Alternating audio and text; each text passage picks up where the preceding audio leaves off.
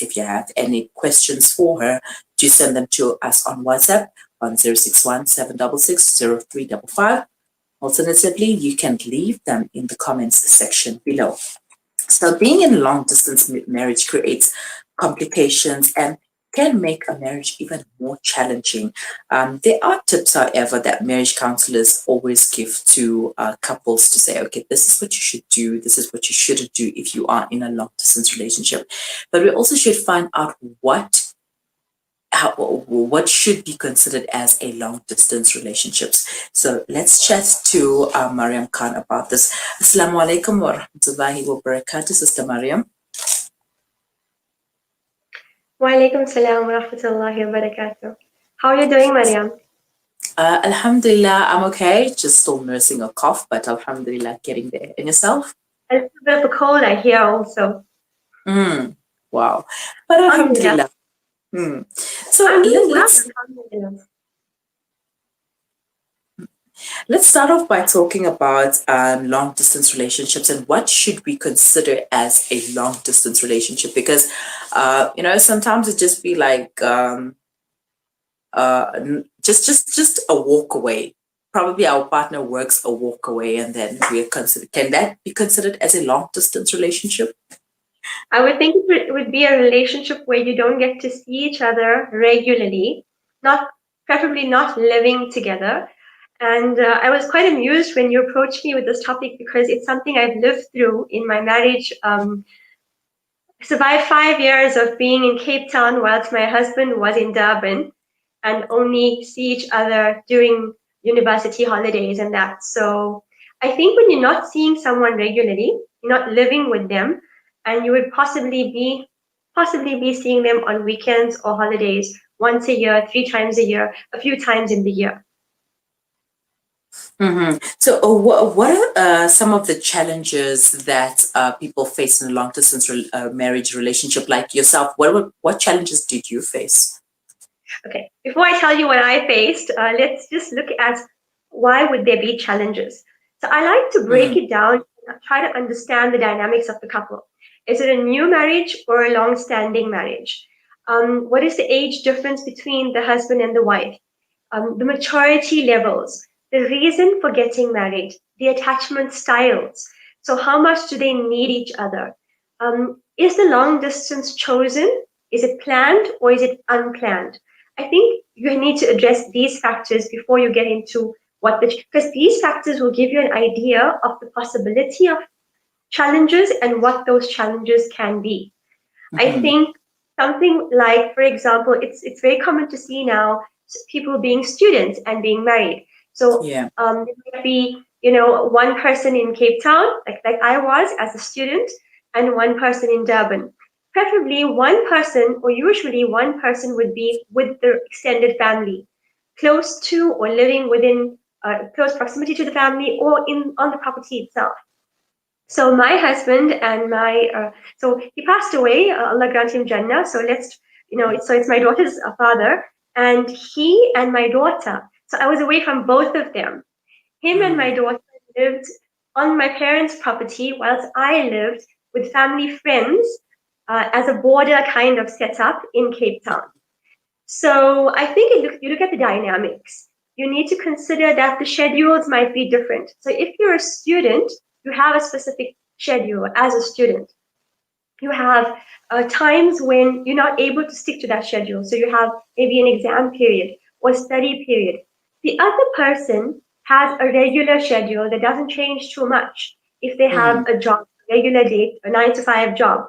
So they're expecting, or they have this kind of arrangement in their lives where they know exactly what they're doing when they get up, and from the time they get up to the time they go to bed. But if you're a student, for example, you don't really know. It will depend on your lectures, it will depend on the work, the demand, it will depend on whether you have assignments, you have projects, or whether you're writing an exam. Then also, the person that's away from home usually will develop a new set of friends. Here comes in maturity levels, understanding the reason why you're gone away. If you're, for example, pursuing a goal that you have together. So the one person that's with family and not with that particular person who's moved away needs to not take it too personally and not be left out, even though that's quite understandable also. So you will feel like your spouse has a completely different life to you that you're not aware of. So you don't know who their friends are. And here will come in to play trust issues. And trust issues usually shouldn't exist if you have common goals, common values, principles, and if you're dedicated and committed to each other, you shouldn't have trust issues. But for example, if you may have history of or reason to believe that you should have trust issues, these will creep Yeah. in. So in terms of the difficult aspects, I think not feeling connected, not having someone there for you at the end of the day, especially if you've had a bad day and you just want to be held. I think missing that human touch, for us, it's very particular, especially in terms of it being your mahram who holds you if it's a male. So if you're married, of course, you want to take comfort and solace with your partner. And I think that those are things that are difficult. If there are children involved, then you don't get to see your child. So that's a completely different ball game. We can talk about that another time. Mm-hmm. So I think those are the issues that would be the difficult aspects of being in a long distance relationship. All right, so I thought I lost you there for a bit, but it was just some hiccups with the connection. So you spoke about trust issues, and sometimes trust is a very big it's a very big deal when it comes to a relationship. And if you are in a long distance relationship, and then social media comes into play, you find something that your spouse posted on social media, and it seems like they are having a ball of the time, and you're like, oh my god, now what? I'm not there. And you kind of feel like you need to police them, but you can't police them because you're not there. And what you do, you start building all of these issues and anxiety. How can we work around that? Okay, so personally, we never had social media accounts at that time. So neither of us had Facebook or anything of that. And he also wasn't the kind of person that was interested in those kind of platforms. Oh, what And a I was, to be alive. I know, right? And I was just too much of a bookworm and too studious to bother with that myself. Like I would only go onto the internet for literally for work. So for campus work. So I think that where we are today, in terms of couples today who may be going through or living through a long distance marriage, it's completely different because of the fact that there's so many platforms out there. You have reach and contact with millions of people throughout the world. Literally, a press of the button, the touch of the button, you can just slide into people's DMs. And yes, it can be concerning, but it comes down into these factors of trust, meaning that you need to remind each other and yourself, what are you making the sacrifice for? I think in terms of trust, it's not something I do see it.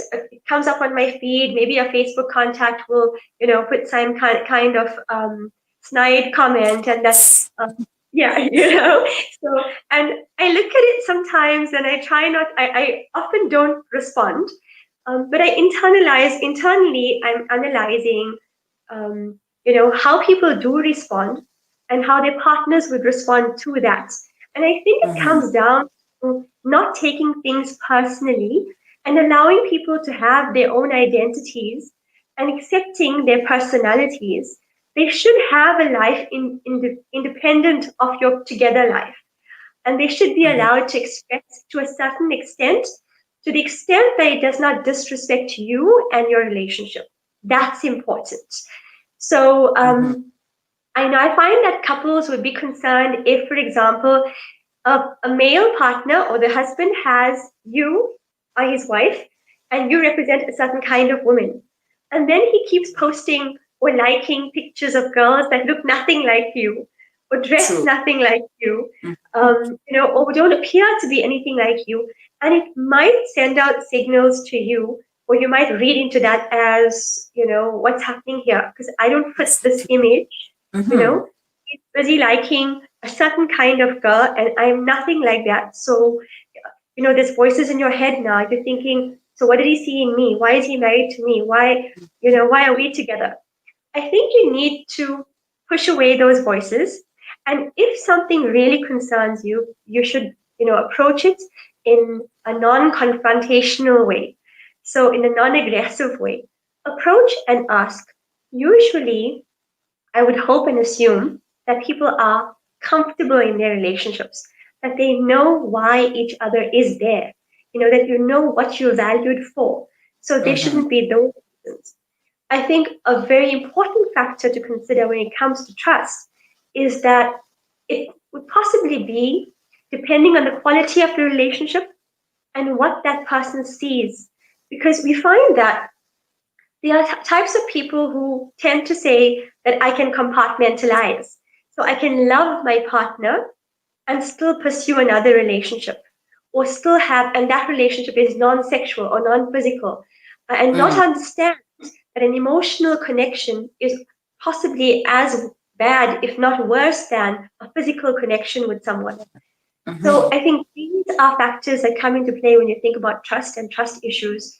And I don't think being in a long distance relationship necessarily increases the risk factor for um, being unfaithful or not loyal to the relationship itself. So it really comes down to the person. It's an individual choice. You have to be committed to the relationship, committed to the person, and it comes down to your values. And I think for myself, it's like you take a pledge in front of Allah that you're committing yourself to this person, and the right thing to do would be that if you see something not working, confront, Mm-hmm. in terms of approach the person and say, this is not happening for me. Can we address this? Maybe we can correct it. Maybe you can do something different, or I can do something different. Or are my expectations too high?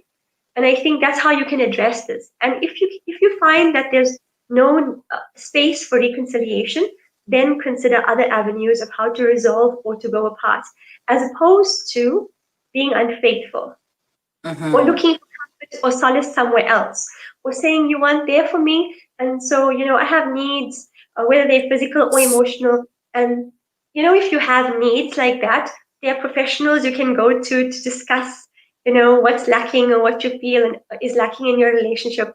And when I say professionals, I don't mean professional sex workers. I mean professional therapists. You can go to therapists, relationship counselors, and you can address these issues there. Mm-hmm. Well, as for Muslims, if you have sexual frustrations and needs, it is recommended that you fast, actually. So if you have those type of needs and your partner is not there, just fast. You are following a sunnah. Now, what about communication? Communication is key to any relationship. And even in non-long distance relationships, it always tends to be a problem. So how often should couples in a long distance relationship communicate with each other? Well, it's exactly what you said. Communication is key. But in these kind of situations, because they're not your average situation, I think this is not the situation where you want to test someone's love for you or test their loyalty. So you'll put your ego aside, and if you're missing the person, contact them. If you get up in the morning, if you're the first person to get up, send a salam or send a hello or send a selfie, even with your puffy eyes and all of that. So I think these situations are not the kind of situations where you say, if they cared, then they could contact me. It's 9 o'clock now. They would have already gotten up, had breakfast, and gone to work. They should have messaged me. Mm, If they care about me or if they love me enough, then they'll send me or drop me a message. This is not the time to do that. Not for testing loyalties or testing people's love for you. Put your ego aside. Be the first person to text. But of course, you also don't want to be the only person who texts first. Look at people's schedules. I liked being messaged first, and my husband was the kind of person who he had erratic nights, so he never had those long regular sleeps. And I'm a long regular sleeper, so I know that um, he's awake possibly. So I'm kind of expecting that text, which is fine. But if you're awake, I have this policy even now to keep my phone on silent. But if you have a landline, and if it's an emergency, the person can call you on the landline. So the landline would be there that they had access to, but my cell phone would be on silent. But it's nice to get up in the morning and see I miss you. I'm awake, I can't fall asleep, I miss you. So I think set aside time for the end of the day catch up. Set aside time for video calling so that you see each other in terms of communication. Put on a lovely outfit, a dress or shirt that they like, their favorite dress, their favorite shirt. Um, Also, you can do online dates. So you can set up time to have a date. You can decide to put candles on your side, or you can, a small arrangement of treats for yourself. They can do the same. You can choose to watch a movie together. It could be a documentary, it could be a movie, it could be a chick flick, a romantic something, whatever, suits you. But you can watch a movie together and you can both go into your individual beds, put up your laptops, put on your earphones, watch your movie while you're on speakerphone, and you can laugh and joke and comment about the scenes, or say, if we were together, I'd do this, and if we were together, I would have done that, and those kind of things. I think a surprise gift delivery, especially at work, just to remind them that you are thinking of them, and a surprise call, because especially if you have time allocated for calls. So we have, for example, you schedule a 2-minute call in the morning and a 1-hour call at night where you catch up with family. Then a surprise call in between. I'm having lunch and I'm missing you and I wish you were there, or I wish you was here, that kind of thing. So communication, I don't think we have a problem with communication in terms of technology right now. I think there are possibilities for misunderstanding and miscommunication. So I think these are the things that we will have to maneuver or work around. I mean, we have the tools for effective communication, but we don't use them that way. We use them, for socializing with others, and like we mentioned earlier, policing one another on social media, and let's see what he's doing or what she's doing, and the pictures they're posting, and who's liking them, and who's hearting them and stuff. We're using our tools for communication in the incorrect way, and because of that, it brings about all of this anxiety. It's bringing all this unnecessary stress that we bringing it about on ourselves. There's no need for that. We need to sit down and use our tools for communication more effectively so that we can have effective communication. I think that if you're on social media, and hopefully you have individual accounts, because you see couples who have a joint account, and it kind of worries me a little bit. So hopefully you have individual accounts. For me, I'm not about that life. Yeah, you just have to have your own identity and your own space, because you're individual people too, and you need to grow without someone, breathing down your neck. I think that you should maybe draw up some kind of guideline. How will we use our social media accounts? How will we do certain things that can impact the relationship? So have some kind of guidelines. And I have a policy in terms of relationships or your marriage. I think as much as you can keep off social media, do that. Because as you keep you're posting things and you're putting it there, you're also opening yourself out, or you're opening yourself up to outside criticism, and you're bringing factors into your marriage. If you keep posting, oh, I'm missing my husband, or I'm missing Bay because he's so far away and he must be so lonely right now, somebody's going to slip into his DMs and want to make him unlonely, you know? So you've got to be careful of how you maneuver yourself and how you conduct yourself on social media, and what you allow into your relationship and what you invite into your relationship. And what's very important is to not listen to people in terms of, we had this where we never had any trust issues. There was not a single time where I ever doubted my husband or he doubted me in all of that time that we spent apart.